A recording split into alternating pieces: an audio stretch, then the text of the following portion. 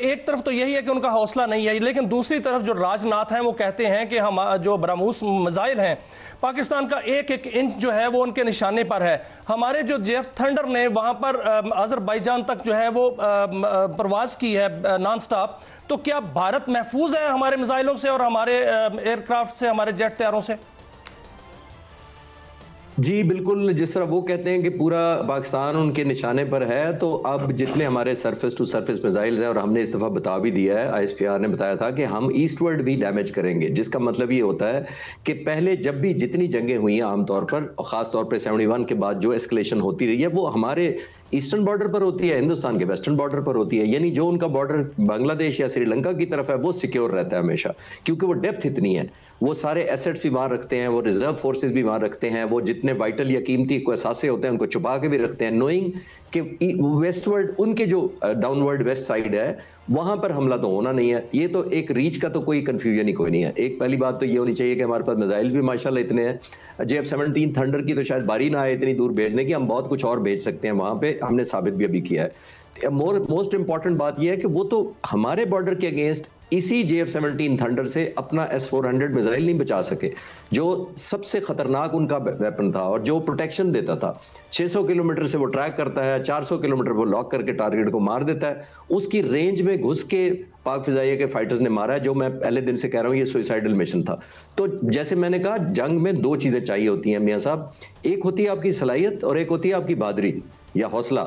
तो दोनों हमने दिखा दिए हैं। तो ये इस वक्त सिर्फ लोगों को खुश करने के लिए या पॉलिटिकल स्टेटमेंट करना और बात है। और लास्ट में मैं आपके उस सवाल पर आना चाहूंगा जो आपने कहा था कि इंडिया इन्वेस्ट करना चाहता है अफगानिस्तान में डैम बनाने के लिए। जाहिर है वो जो उसकी हसरतें पाकिस्तान के खिलाफ रह गई हैं अभी मई में या इससे पुरानी, वो सारी अफगानिस्तान के थ्रू कराना चाहेगा।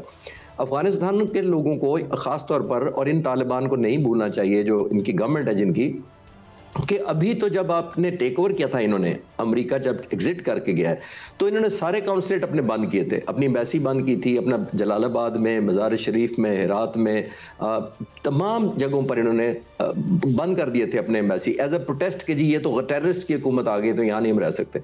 फिर यू टर्न लिया, एयर इंडिया जहाज हाईजैक हुआ तो वो भी भूल गए। फिर इनकी एम्बेसी पर हमला हुआ था, कहते थे तालिबान ने करवाया, वो भी भूल गए। फिर इनका एक दानिश सिद्दीकी जर्नलिस्ट मारा गया, इन्होंने कहा बदला लेंगे, बदला भी भूल गए, सिर्फ इसलिए कि हमारे दुश्मन का दुश्मन अब हमारा दोस्त हो गया।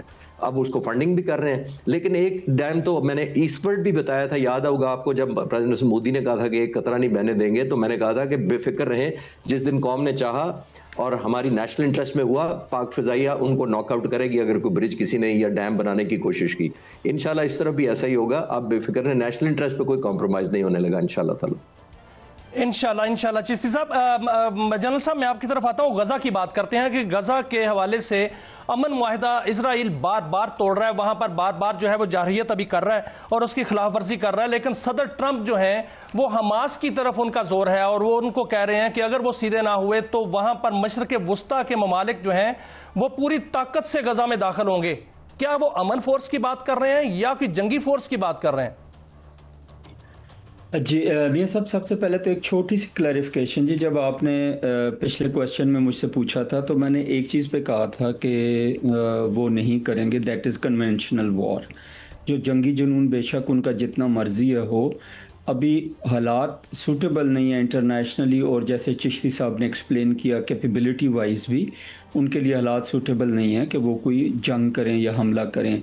कि ऐसे का मैंने एग्जांपल दिया और साथ मैंने रेफ़र किया हमारी दोस्ती जो USA के साथ हो रही है और प्रेसिडेंट ट्रम्प की जो वार्निंग है। नंबर 2, टेररिज्म वो करते रहेंगे, पानी रोकने की वो कोशिश करते रहेंगे, इंडस वाटर ट्रीटी के ऊपर वो बातें शातें करते रहेंगे, लेकिन इसको मेरे ख्याल में एब्रोगेट करना या पानी रोकना बहुत मुश्किल होगा। अभी आते हैं गज़ा की तरफ जो आपने फरमाया।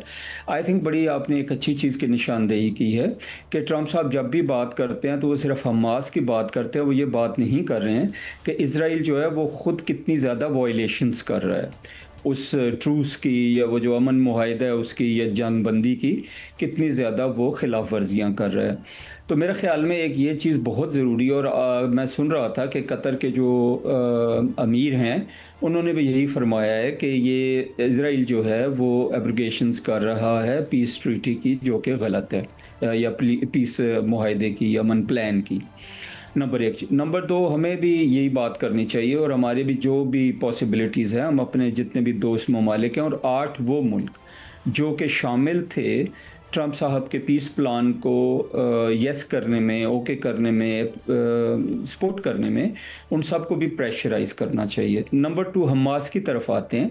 मेरा ख्याल है हमास का जो केस है उसको बड़े अच्छे से हमें समझना चाहिए कि अगर हमास को कॉर्नर किया गया तो वो किसी के लिए भी मेरे ख्याल में ठीक नहीं होगा। ना वो खित्ते के बाकी मुल्कों के लिए होगा, ना इज़राइल के लिए मुमकिन होगा कि वो उनको कॉर्नर कर सकें।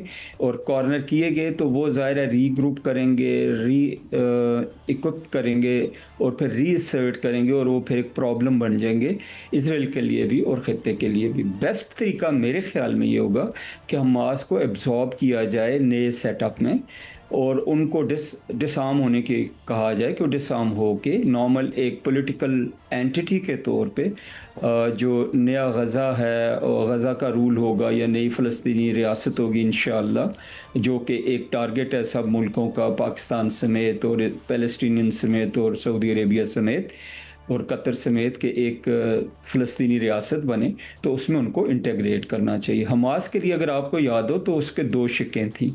एक शिक ये थी कि हमास के वो लोग जो डिसआर्म होते हैं वो वहीं रहेंगे, जो डिसआर्म नहीं होते उनको सेफ़ पैसेज दिया जाएगा। तो मेरे ख्याल में ये सेफ़ पैसेज जो है ये भी कोई इतनी बाकियों के लिए खुशाइन चीज़ नहीं होगी, ख़ासकर जो इज़राइल है उनके लिए और ख़ित्ते के लिए, कि वो फिर जो हमास के लोग हैं वो अपने आप को दोबारा स्ट्रेंथन करके इनके अगेंस्ट रिएक्ट करेंगे।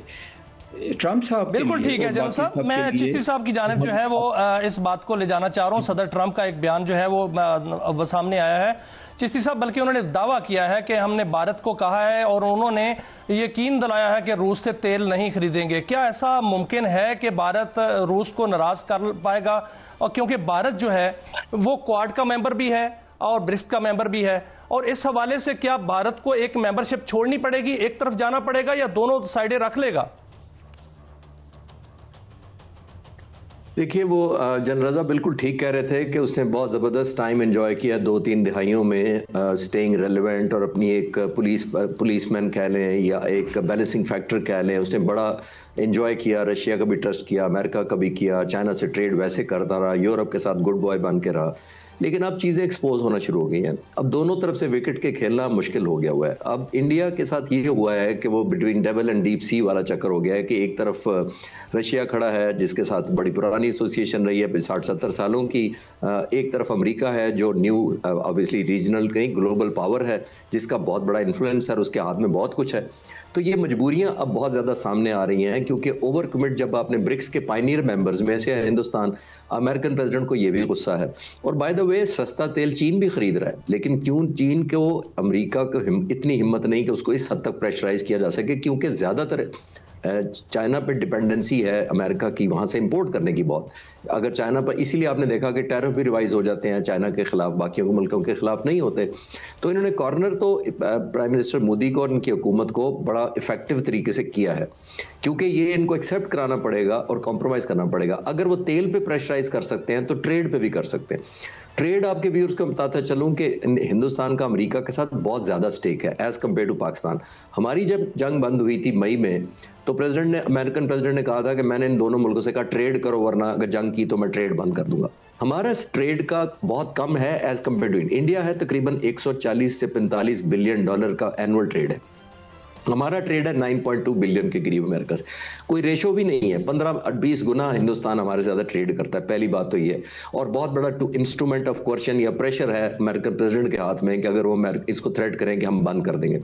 एक और चीज़ हमें नहीं भूलनी चाहिए, अमेरिका जो है वो बहुत बड़ा क्लाइंट है इंडिया का ऑन IT सेक्टर, यानी कि तकरीबन 286 बिलियन डॉलर पिछले साल इन्होंने कमाया है IT सेक्टर से सिर्फ, जिसमें इंडिया के पास तकरीबन 56% आउटसोर्सिंग जो IT की दुनिया में होती है उसका हिस्सा इंडिया के पास है। तो ये आप फैक्टर भी ज़हन में रखिएगा, सिंपल ट्रेड नहीं है। इवन IT का अगर वो डिपेंडेंसी कम करना चाहें इंडिया के ऊपर तो ये बहुत बड़ा 286 बिलियन सोचे ज़रा, बहुत बड़ी अमाउंट है इंडिया के लिए जो उसके रेवेन्यू जनरेशन के लिए। तो आई थिंक ये कॉम्प्रोमाइज़ अमेरिका ही करवा सकता है और प्रेशर भी करवा सकता है। और आखिरी बात मैं कहूँगा कि किसी दिन प्राइम मिनिस्टर प्रेसिडेंट अच्छे मूड में हो तो तो वो कश्मीर भी दोबारा याद करें कि जिसको कहकर उन्होंने बंद कराया था, और पिछली दफा भी कहा था मैं कश्मीर का मसला हल कराऊंगा। अब क्योंकि इंडिया ऐसी पोजीशन पर आया हुआ है, तो मेरा ख्याल है इस लॉन्ग टर्म में सिर्फ जंग रुकवाना तो एक बहादुरी है, इस खित्ते में एक पीस को इंश्योर करना या अमन आए और वो कश्मीर के बगैर नहीं आना, उस पर भी मुझे लगता है कि, और दुआ गो मैं कि अमेरिकन प्रेसिडेंट को याद आए कि ये भी वादा था उनका।